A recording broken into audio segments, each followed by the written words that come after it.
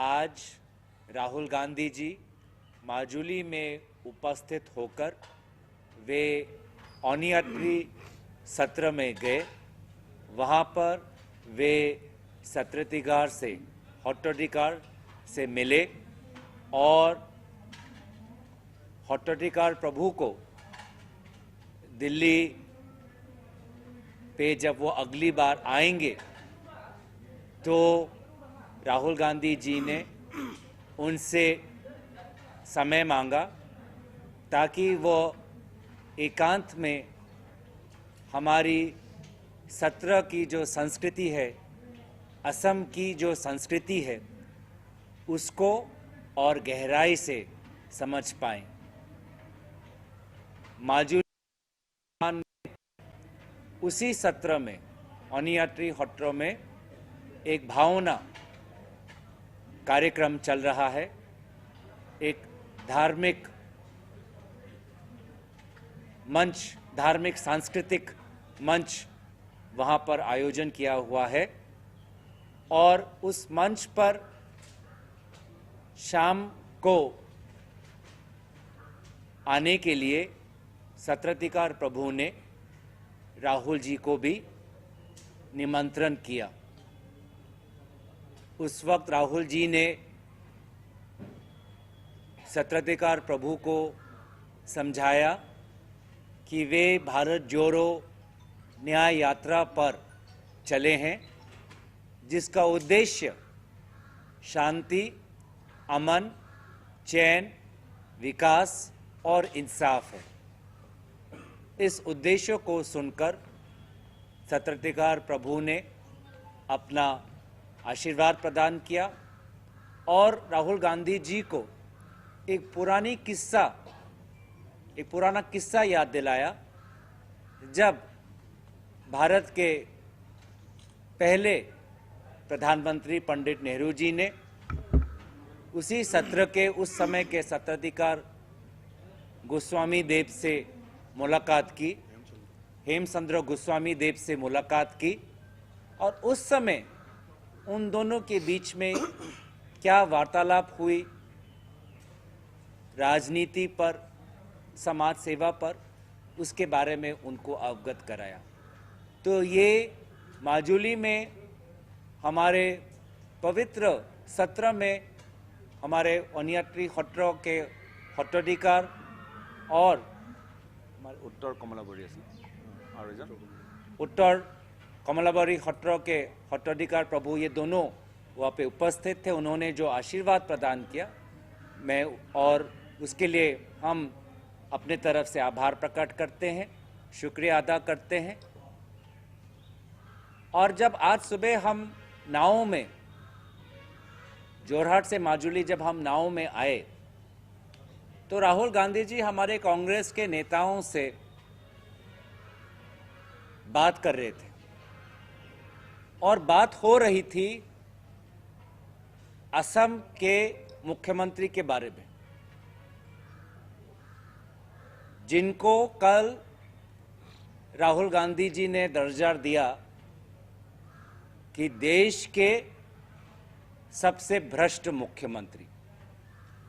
और ये सारी जानकारी, उनके भ्रष्टाचार की, साम्राज्य की जानकारी हमारे कांग्रेस दल के प्रदेश अध्यक्ष थे, सीएलपी लीडर थे, सांसद प्रद्युत बोडलोई थे, मैं था और भी अन्य विधायक थे।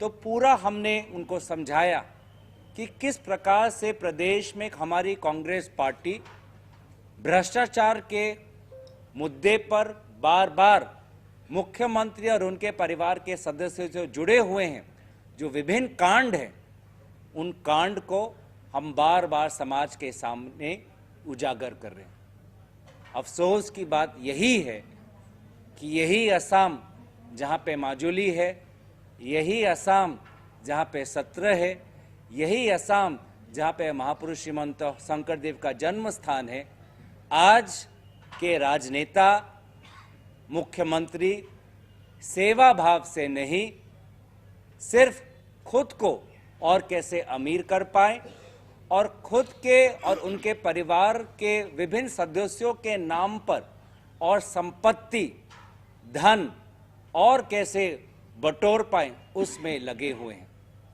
और सवाल भाजपा से है कि उनको ऐसे भ्रष्ट मुख्यमंत्री क्यों पसंद है। कर्नाटक में मुख्यमंत्री भ्रष्ट, मध्य प्रदेश में जो हम बार बार कहते थे कि वहाँ पे एक भ्रष्टाचार का साम्राज्य है, मेघालय में भी भाजपा और अमित शाह जी स्वयं कबूल करते हैं कि मेघालय की सरकार भ्रष्ट है, लेकिन उसमें भी भाजपा एक सहयोगी दल के अनुसार काम कर रही है।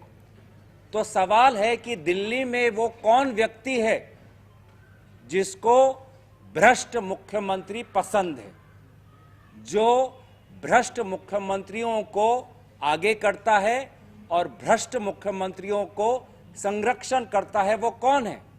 क्योंकि हम तो दिल्ली में देखते हैं इनकम टैक्स बहुत सतर्क, इन्फोर्समेंट डायरेक्टरेट बहुत सतर्क, सीबीआई बहुत सतर्क, लेकिन ये तो भ्रष्ट मुख्यमंत्रियों, भाजपा के भ्रष्ट मुख्यमंत्रियों पे तो कोई कार्रवाई नहीं।